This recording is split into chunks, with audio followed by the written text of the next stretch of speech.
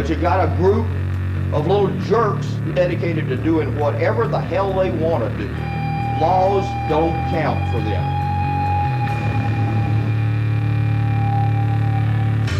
Driving around, 2 o'clock in the morning. They're under the age of 18. They've got absolutely nothing to do but look for trouble.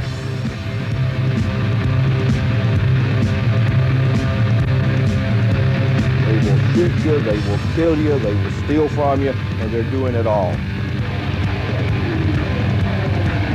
Because we are incarcerating ever larger numbers of our young men. It's the boys that are growing up with no father.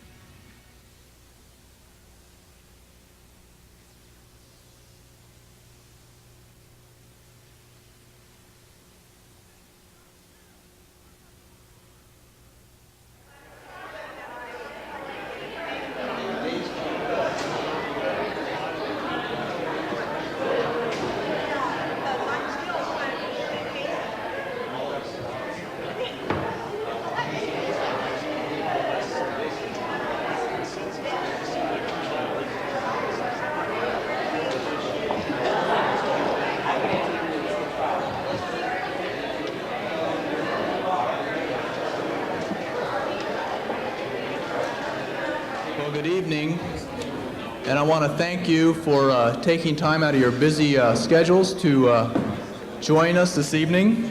Welcome to the Mercer Fatherhood Forum. We're excited and anticipating a lot of healthy discussion this evening concerning the entire issue of father absence. David Blankenhorn is founder and president of the Institute for American Values. He is the author of Fatherless America. In 1994, Mr. Blankenhorn founded National Fatherhood Initiative, and he serves as chairman of that organization's board of directors. I'd sure appreciate it if you could give him a warm Merced welcome. Thank you.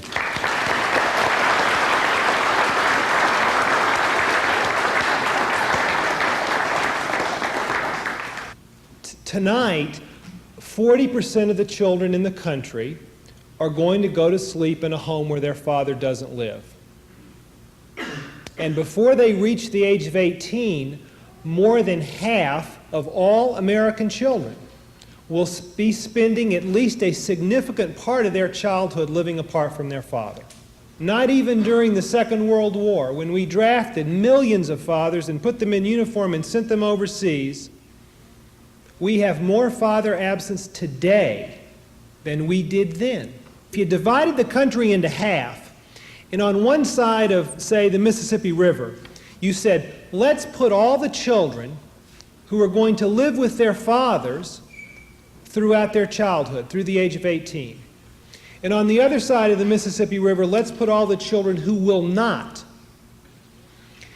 Today, there would be roughly the same number of children on both sides of that divide. Fatherlessness has reached a kind of a parity or an equivalence with fatherhood as a defining experience of American childhood. I believe that this trend of fatherlessness is the most dangerous social trend of our generation. Childhood in America is becoming a harder and harsher experience for millions of our children. This generation of children is the first generation in American history to be worse off than their parents were at the same age. There's no one single cause. There are a lot of things that contribute to this phenomenon, but the single most important is this steady breakup of the mother-father-child raising unit. Picture in your mind's eye the big social problems that you are concerned about in your community. If you're like many Americans, you're going to think of things like crime and juvenile delinquency, like teen pregnancy. You're going to think of growing numbers of children living in poverty. You're going to think of things like domestic violence, the sexual abuse, and the neglect of children. The main common denominator in our worst social problems is father absence. What we are finding out, the more we look at these problems, is that the single most important propeller for the increase of these social problems that concern us the most is the absence of fathers from millions of homes with young children. It's the engine that is driving down the well-being of our children.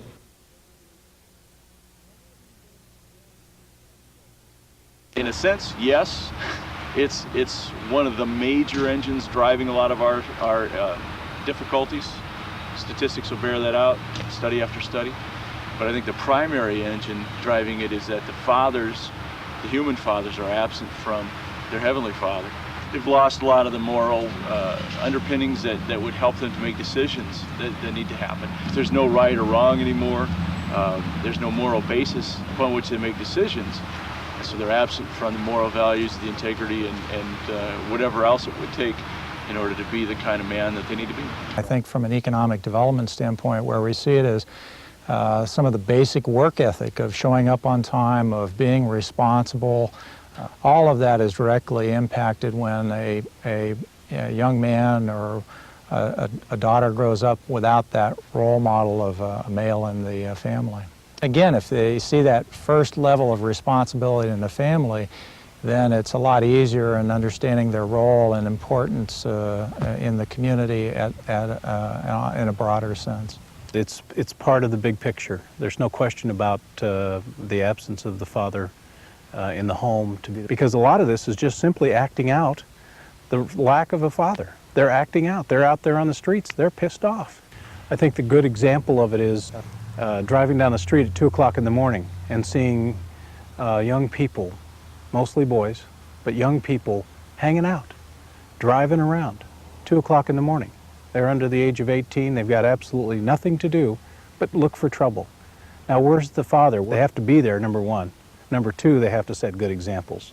So it's real important that they create families and they nurture those families until those siblings and those children are gone. I think my biggest dismay as an elected official is the fact that people don't want to take responsibility, that they want their lives to be as simple and undemanding as possible. The salvation of our society is going to be through developing community, and without that, there's no other options. There's no excuse for not being connected to other people. And I think it goes back to what I feel is the fact that we need to establish really some fundamental values. Civics, to me, is an underlying, firm set foundation of beliefs that will absolutely demand individuals and groups of individuals to not only be involved, but responsible for action. And for those, I guess I would talk about trust, honesty, respect, compassion, and those things we don't see anymore. One of the things we're facing today, which is the most difficult for our society, is how we are socializing our young men. There does not seem to be any solid role models for a large significant of our population, and as a result, they're developing their own standards and their own social values, which are often in conflict with what's best for us as a society.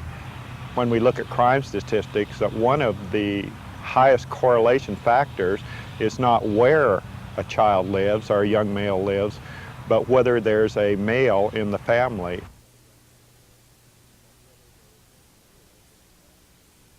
Some people think it's because of economic trends, and other people think it's because of public policies have created disincentives for responsible behavior. I think it's it's a very profound cultural, kind of philosophical question. What does it mean to be a man? We've changed our minds. All of us, as individuals, as a society, we have lower standards and expectations for male behavior. We've become a very kind of me-centered society, kind of an instant gratification. I want what I want when I want it. The notion of male commitment to children and to mothers of children has diminished. I don't think the government made us do it. I don't think the economy made us do it. I think we decided to do it. All of us men especially need to just kind of step up to the plate and say that we have not done right by our kids in this generation, so many of us men. As a country, we have gotten away from the spirituality that God has put in us. And it really goes back to the spiritual side of man. And right now, seriously, as a country, we've gotten away from that. The foundation of the problem is the fact that we've lost our spirituality as men. Women usually are at most of the churches on Sunday. Men are usually at home watching football. That is a time that I think they should stand up and let that spiritual side come out of them. Their sons see it, their daughters see it, their wives see it, and it makes for a solid family. Individuality, for one thing. We're so engrossed in being able to be me, just do it, that kind of thing, that no one is thinking about the collective family. Everybody's thinking about just me and what I can do, how I can succeed. The easy availability of divorce, the easy availability of having children from a single parent. It's not important anymore for families to stay together. There's no social stigma against families staying together, and as a result, the children, particularly the males in our society, are suffering. I think a lot of it has to do with a lot of societal ills. One being television, not necessarily programming. I don't know if programming hurts. There's studies done on both sides of the fence on that. What happens with television, it's electronic Thorazine. It puts your mind in neutral. I don't believe we see as much as we really see on television, or we think we see on television, because we kind of drift off. It puts our mind to sleep. It removes a lot of socialization. It removes a lot of the joy of being alive, because how many hours a day or how many hours a week does a person go into neutral when they should be talking to other people? You know, we should be socializing with our neighbors. We should know our neighbors. You know, we put our porches on our backs of our houses. They should be on the front, like before television.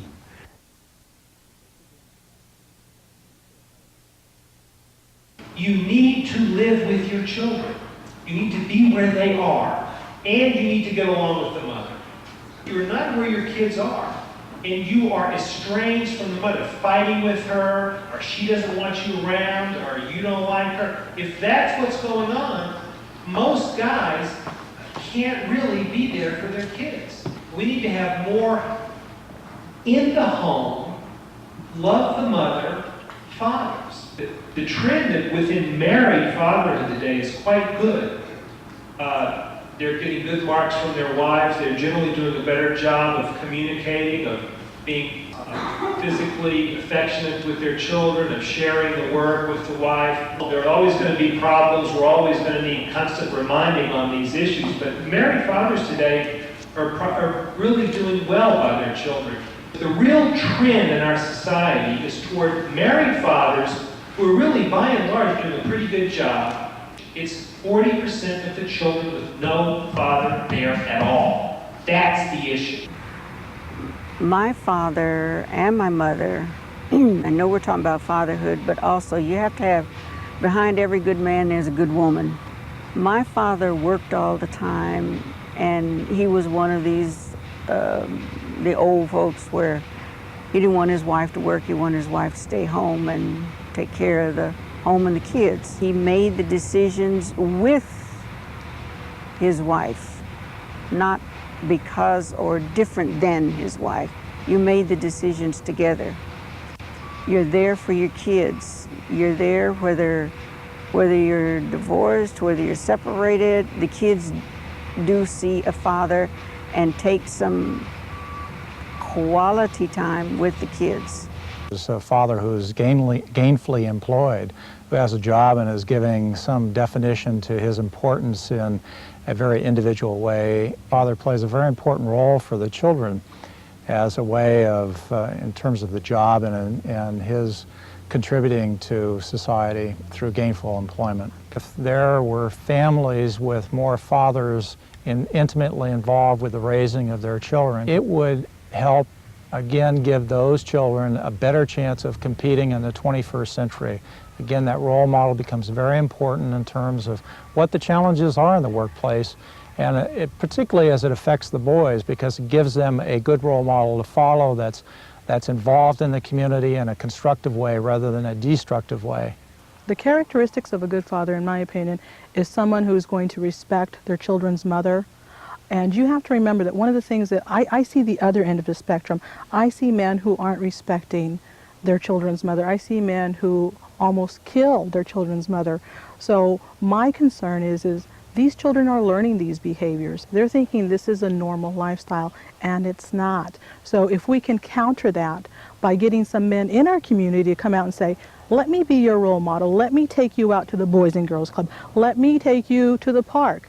That way children will learn this is a good role model. The other that I was seeing isn't a normal lifestyle. A godly father is a person who is there not only for the conception of the child, but also for the birth of the child, is there for the raising of the child, for the send-off of the child. Being a person who will stay in there after they've made a bad mistake, who will admit it to their child. I remember my dad, one of the most profound things that happened in my life as a child was one time my dad came to me and apologized for something that he did, which I could hardly handle. I mean, emotionally, that just about blew me out. I know guys whose fathers never once admitted that they made a mistake. Every child, I think, is placed in the care of those parents as a God-given opportunity. And I would talk to them about wisdom.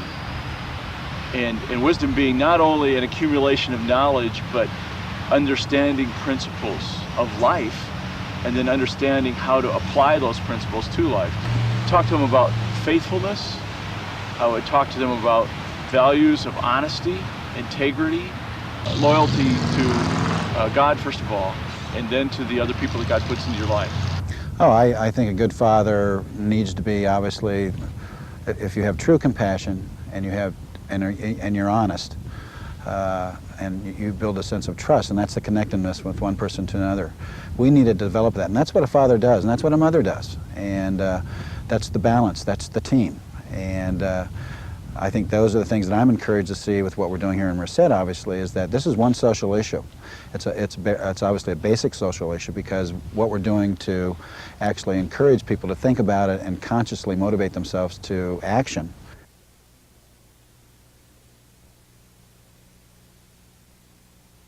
Margaret Mead, the famous anthropologist, once said that the basic test of any society is whether it can teach its men to be good fathers. We are not only failing that test today for unprecedented numbers of our children, we have even started to wonder whether it's a test we want to pass. Not only become a society that's losing fathers, we're losing our idea of fatherhood. We are losing our belief that fathers are necessary for their children. I think we need a real social movement here, a grassroots social movement to strengthen fatherhood. Broad-based, it's not about politics, it's not about whether you're a Republican or a Democrat, it's not about whether you're a liberal or a conservative, but a fundamental shift of attitude and priority across the society to once again commit ourselves to the fatherhood idea, the belief that for every child there needs to be a legally and morally responsible adult male. There are some signs that such a movement is possible, not present, not inevitable, but possible. It may never become a movement, and it may never turn this trend around. And just because we don't know if it will succeed doesn't mean that we should not try, because the alternative to trying is to be passive and to accept social decline. So you have these double standards in the home where, you know, this is the way they're taught. and you go out and, you know, have a girlfriend or two, that's okay. That's all right, because you are a man. But the girls are different. You know, you cannot go out late at night or whatever the case might be. And that type of teachings trickle down to the next generation. Change this traditional thing. Because you're losing the kids too at the same time. They're going to the wayside. And at the end, okay, everybody loses, especially the kids. We need to connect fatherhood with masculinity so that it's appealing to fathers. There's no excuse for fathers not taking care of their responsibilities. Absolutely no excuse at all. And they need to connect with their children, and they need to love their children. We were the parents. We weren't the kids. The kids were the kids, and we were the parents. And that's what that's what parents are for. Guide kids. Give them guidance. Teaching our youth, male and female, what it means to be a godly man, godly woman, what it means to be involved with the training of their children, what it means to be involved as partners together in a marriage. If there were more committed fathers in the home, if there were fathers in the home who were committed, again, to respecting their children's mother, I think that would probably impact us in a way that we wouldn't see as many individuals as we're seeing today. Again, give those children a better chance of competing in the 21st century. Again, that role model becomes very important in terms of what the challenges are in the workplace, and particularly as it affects the boys. We're really going to address and solve the problems. And I guess the problem I have is a lot of times we want to solve a problem and then we'll have a good community. I think it's backwards. We need to develop community first, then problems can be solved. It's a journey. It takes sober thinking men that have both foot on the ground, and here again it goes back to the spirituality that comes from knowing God and having that sober mind. If we're going to be successful in the years to come and have a society or culture that we can live with, that we've got to do something about the male absence in the family structure.